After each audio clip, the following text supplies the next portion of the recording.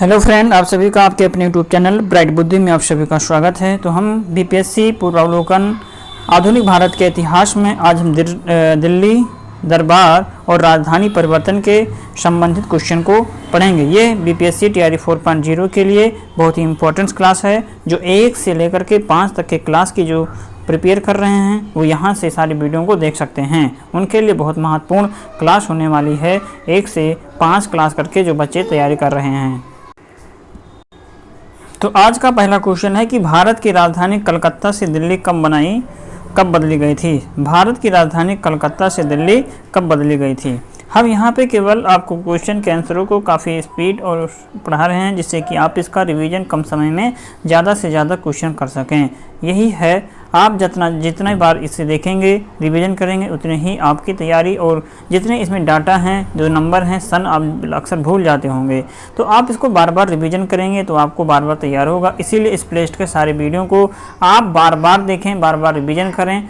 ये यहाँ से बहुत ही महत्वपूर्ण है। इसके एक्सप्लेनेशन को भी देखते रहें क्योंकि हम यहाँ पर एक्सप्लेनेशन को भी अच्छे से पढ़ा रहे हैं। तो आप वीडियो अच्छा लगे तो लाइक, कमेंट, शेयर जरूर कीजिए अपने हित में दोस्तों के साथ।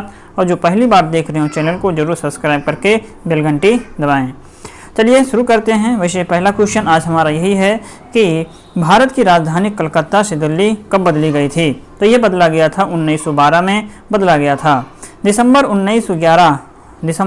1911 में ब्रिटिश सम्राट जॉर्ज पंचम और महारानी मैरी के आगमन पर उनके स्वागत है दिल्ली में एक दरबार का आयोजन किया गया। दिल्ली में ही दिसंबर 1911 में सम्राट ने बंगाल विभाजन को रद्द करके साथ ही कलकत्ता की जगह दिल्ली को भारत की नई राजधानी बनाए जाने की घोषणा की। ब्रिटिश शासन के दौरान बिहार को एक अलग प्रांत का दर्जा किस वर्ष प्राप्त हुआ था। ब्रिटिश शासन के दौरान बिहार को एक अलग प्रांत का दर्जा किस वर्ष प्राप्त हुआ था। तो ये 1912 को प्राप्त हुआ था।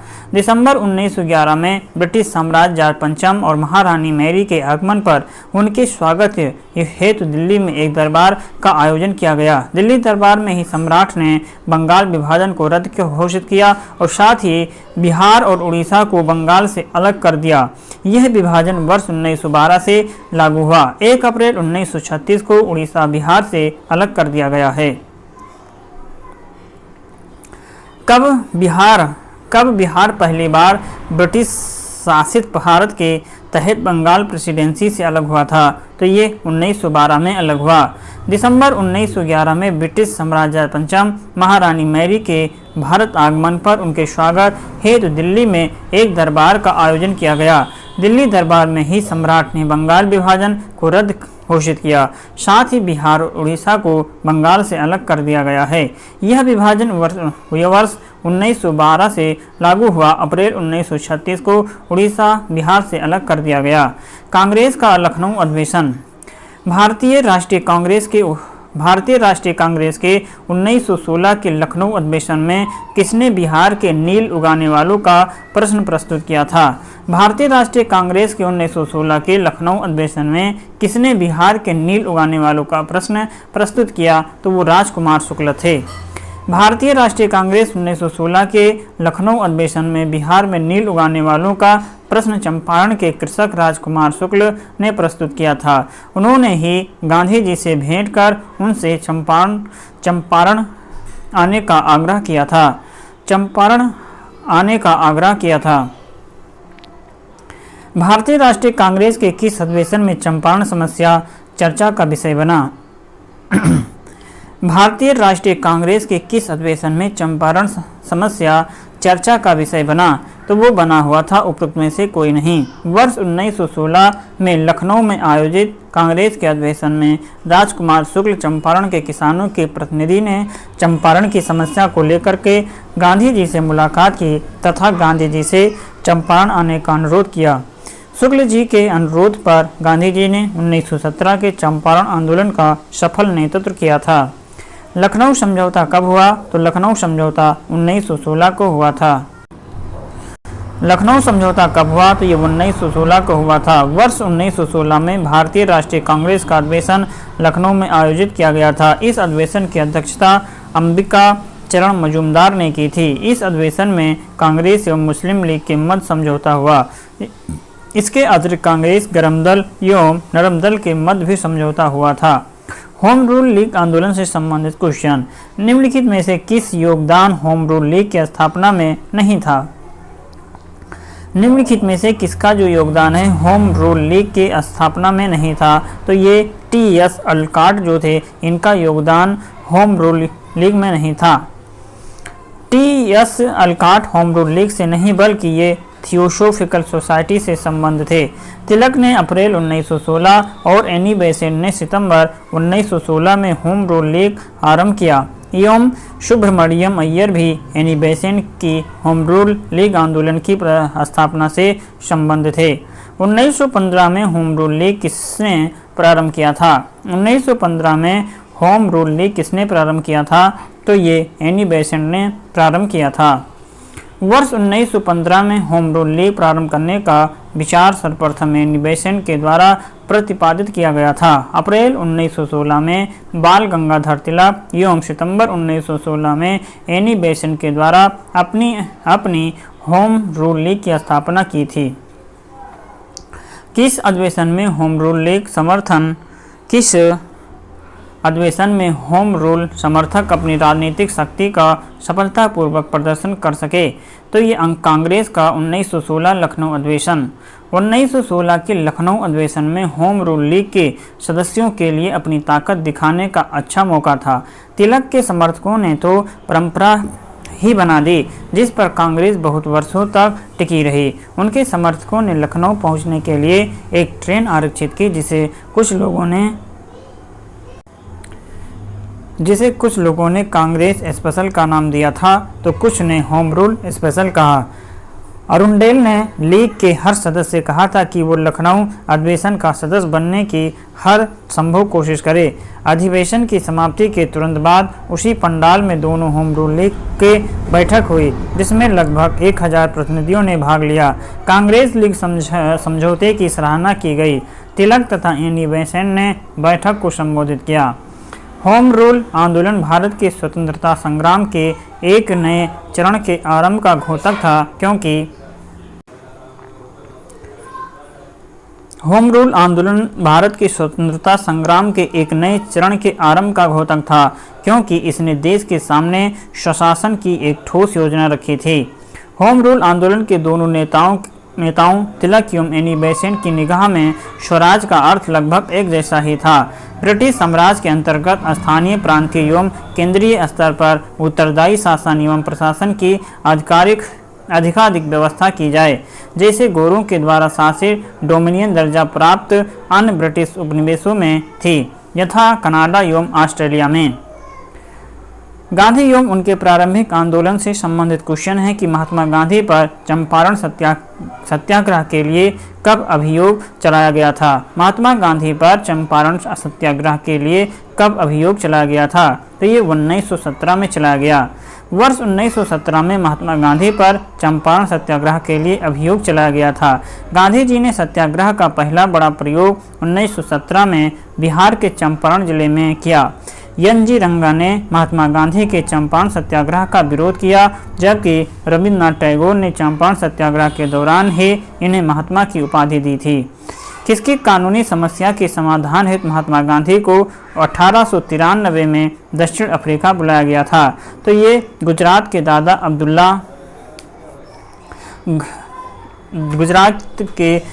अब्दुल्ला को दक्षिण अफ्रीका बुलाया गया था। 1892 में दक्षिण अफ्रीका में व्यापार करने वाले एक भारतीय मुसलमान व्यापारी दादा अब्दुल्ला ने गांधी जी के सामने मुकदमे को देखने का प्रस्ताव रखा, जिसे गांधी जी ने स्वीकार किया तथा 1893 में वे दक्षिण अफ्रीका गए। नोवा खोली काल में महात्मा गांधी के सचिव कौन थे? नोवा खली काल में महात्मा गांधी के सचिव प्यारेलाल थे। नोवा खली काल में प्यारेलाल महात्मा गांधी के सचिव थे। उनकी बहन डॉक्टर सुशीला नैयर गांधी जी की व्यक्तिगत चिकित्सक थी। प्यारेलाल ने गांधी जी के दांडी मार्च में भी महत्वपूर्ण भूमिका अदा की थी। निम्न में से कौन सा भारत में गांधी का प्रथम सत्याग्रह आंदोलन था जिसमें उन्होंने सत्याग्रह आंदोलन का प्रयोग किया था? तो वो चंपारण था। चंपारण आंदोलन जो 1917 को प्रारंभ हुआ था, भारत में गांधी का प्रथम सत्याग्रह आंदोलन था, जिसमें उन्होंने सविनय अवज्ञा का प्रयोग किया था। 19वीं सदी के आरंभ में बिहार के चंपारण में प्रचलित तिनकठिया पद्धति के विरोध स्वरूप इस सत्याग्रह का प्रारंभ किया गया था। चंपारण सत्याग्रह के उपरांत गांधी जी ने इसका प्रयोग वर्ष 1918 में अहमदाबाद की कॉटन मिल्स मालिकों और मजदूरों में फ्लैग बोनस को लेकर के छिड़े विवाद में हस्तक्षेप किया। वर्ष 1918 में ही गुजरात के खेड़ा में किसानों की नष्ट हुई फसलों के बावजूद ब्रिटिश सरकार के द्वारा लगान में छूट न देने के कारण महात्मा गांधी ने खेड़ा सत्याग्रह का प्रारंभ किया था। ज्ञातव्य है कि महात्मा गांधी के द्वारा रोलेक्ट सत्याग्रह का प्रारंभ वर्ष 1919 में ब्रिटिश सरकार के द्वारा पारित रोलेक्ट एक्ट के विरोध शुरू किया गया था। गांधी जी को चंपारण आने का आमंत्रण किसने दिया था? तो ये राजकुमार शुक्ल ने दिया था। दक्षिण अफ्रीका से जनवरी 1915 में लौटने के बाद गांधी जी ने अपना प्रथम सत्याग्रह बिहार के चंपारण जिले में वर्ष 1917 में किया। वर्ष 1916 में चंपारण के एक किसान राजकुमार शुक्ल ने गांधी जी से लखनऊ में भेंट की और उन्हें चंपारण आने का आग्रह किया। चंपारण का मामला बहुत पुराना था और 19वीं सदी के समाप्त होते होते जर्मनी के रासायनिक रंगों ने बाजार में नील का स्थान ले लिया। फलस्वरूप चंपारण के व्यापारी बागान मालिक नील की खेती बंद करने के लिए विवश हो गए।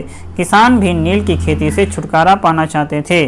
गोरे बागान मालिकों ने किसानों की मजबूरी का फायदा उठाकर उन्हें अनुबंध से मुक्त करने के लिए लगान एवं अन्य गैरकानूनी कर की दर मनमाने ढंग से बढ़ा दी। किसानों के इसी उत्पीड़न के विरोध में गांधी जी ने चंपारण सत्याग्रह प्रारंभ किया था। चंपारण में इंडिगो के किसानों की दशा और गांधी जी का ध्यान किसने आकर्षित किया था? तो ये राजकुमार शुक्ल के द्वारा आकर्षित किया गया था। चंपारण में इंडिगो के किसानों की दशा और गांधी जी का ध्यान किसने आकर्षित किया? तो राजकुमार शुक्ल ने। महात्मा गांधी की दक्षिण अफ्रीका की वापसी पर इनमें से किस घटना के कारण इनको प्रसिद्धि मिली थी? तो चंपारण सत्याग्रह के कारण। निम्न में से कौन सा भारत में गांधी जी का प्रथम सत्याग्रह आंदोलन था जिसमें उन्होंने सविनय अवज्ञा का प्रयोग किया था? तो वो चंपारण था। महात्मा गांधी का प्रथम सत्याग्रह आंदोलन था जिसमें उन्होंने सविनय अवज्ञा का प्रयोग किया, तो चंपारण। निम्न में से महात्मा गांधी का भारत में पहला सत्याग्रह कौन सा था? तो चंपारण पहला सत्याग्रह था। किसने यूरोपियन नील बागान मालिकों के द्वारा किसानों के शोषण की तरफ गांधी जी का ध्यान आकर्षित किया था? तो ये राजकुमार शुक्ल थे। गांधी जी को विशेष रूप से चंपारण आने और वहां के कृषकों की दयनीय स्थिति को देखते हुए किसने अनुग्रह किया था? तो ये अनुग्रह किए थे राजकुमार शुक्ल ने किया था। चंपारण आने के लिए किसने गांधी जी को राजी करने के लिए निर्णय लिया था? तो ये राजकुमार शुक्ल को। राजकुमार शुक्ल ने किस नेता को बिहार आने और उनके आंदोलन को नेतृत्व प्रदान करने के लिए राजी किया था? तो ये इनमें से कोई नहीं, अर्थात राजकुमार शुक्ल ने किस नेता को बिहार आने और उनके आंदोलन को नेतृत्व प्रदान करने के लिए राजी किया? तो महात्मा गांधी ऑप्शन में नहीं है। निम्न में से किस कॉलेज में गांधी जी ने पढ़ाई की थी? तो श्यामल दास कॉलेज भावनगर में गांधी जी ने पढ़ाई किया था। महात्मा गांधी भारत के स्वतंत्रता आंदोलन के एक प्रमुख नेता थे। इनकी प्रारंभिक शिक्षा पोरबंदर में संपन्न हुई। इन्होंने हाई स्कूल की शिक्षा राजकोट स्थित अल्फ्रेड हाई स्कूल से प्राप्त किया था। इसके उपरांत इन्होंने भावनगर स्थित श्यामल दास आर्ट कॉलेज में अपना नामांकन करवाया। इसके उपरांत इन्होंने यूनिवर्सिटी कॉलेज लंदन से विधि लॉ की भी पढ़ाई की थी।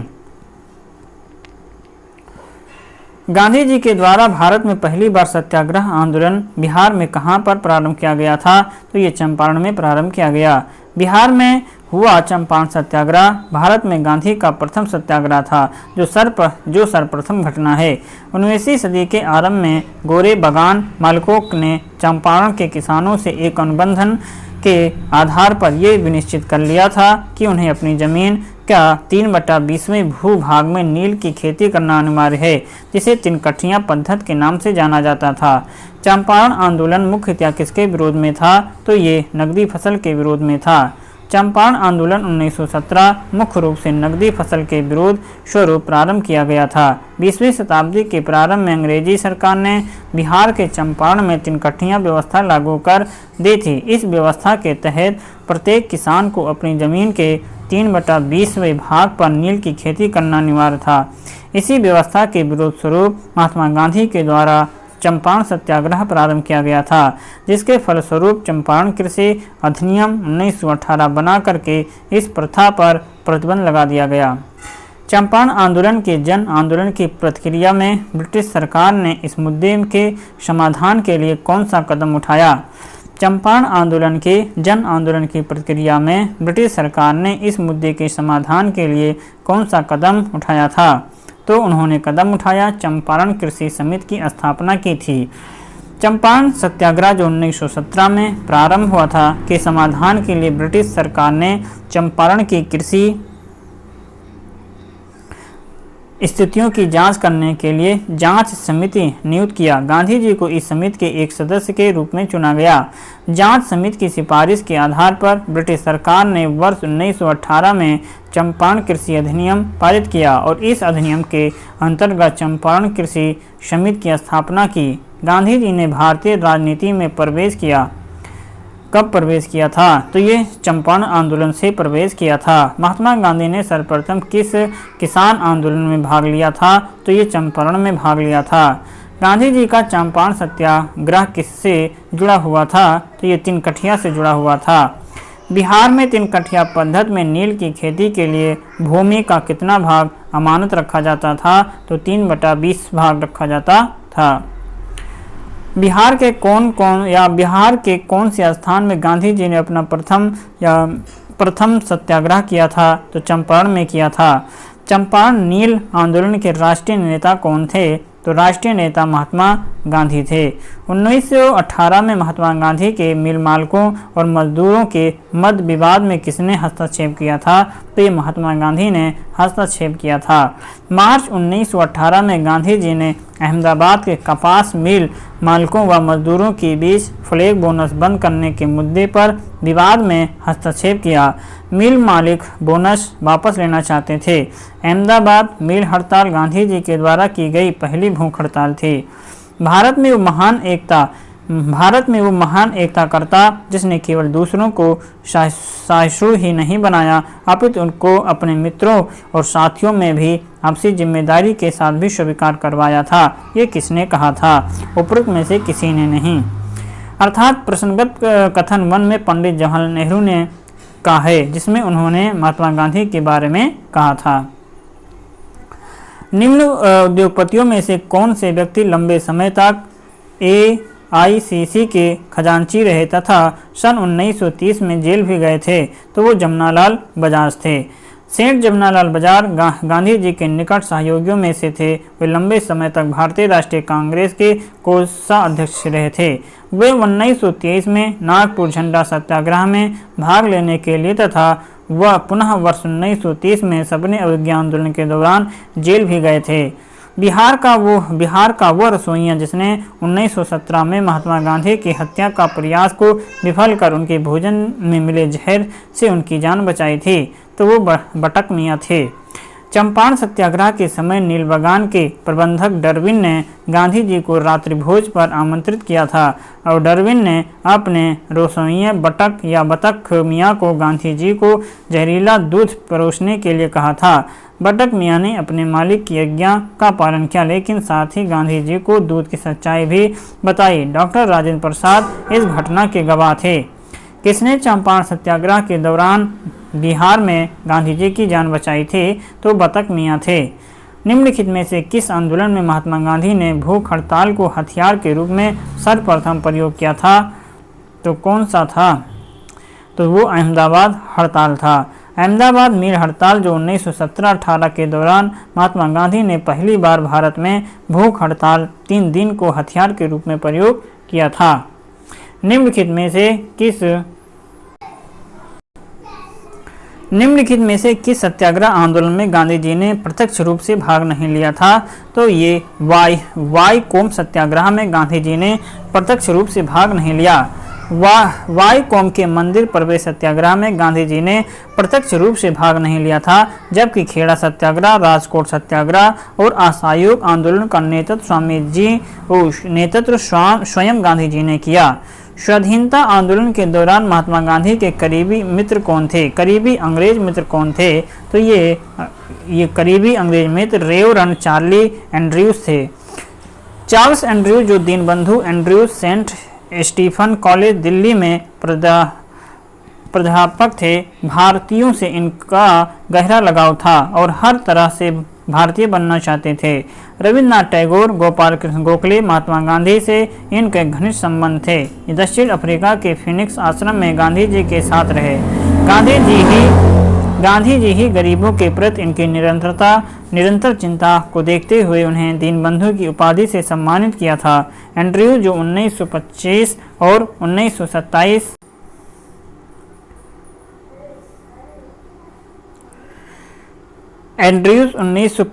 1927 में ऑल इंडिया ट्रेड यूनियन के अध्यक्ष भी रहे।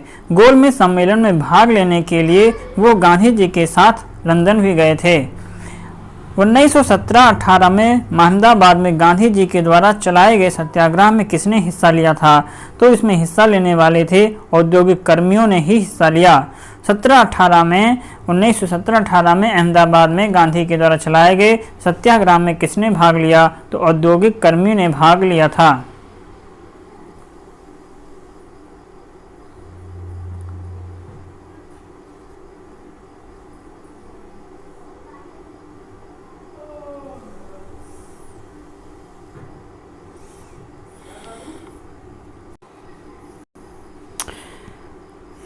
यहाँ पर 123 पेज है और इसके बाद यहाँ पर आ रहा है 126 पेज। तो यहाँ पर कुछ पेज यहाँ पे कुछ अधूरा लग रहा है, तो हम इसे कंप्लीट करेंगे। 123 के बाद 124 पेज पर आएंगे, तो यहाँ से हम आगे का कंप्लीट करेंगे। ठीक है, तो आज के लिए बस हम यहीं पे वीडियो को क्लास को ख़त्म कर रहे हैं। हम मिलेंगे 123 के बाद 124 पेज से, क्योंकि यहाँ पे कुछ हो गया है मिस, इसलिए हम क्लास को यहीं पे स्टॉप करते हैं। वीडियो अच्छा लगे तो लाइक कमेंट शेयर जरूर कीजिए अपने हित में दोस्तों के साथ। चलिए हम मिलेंगे अगले क्लास में, तब तक आप पढ़ते रहें, रिवीजन करते रहें, मस्त रहें। नमस्कार।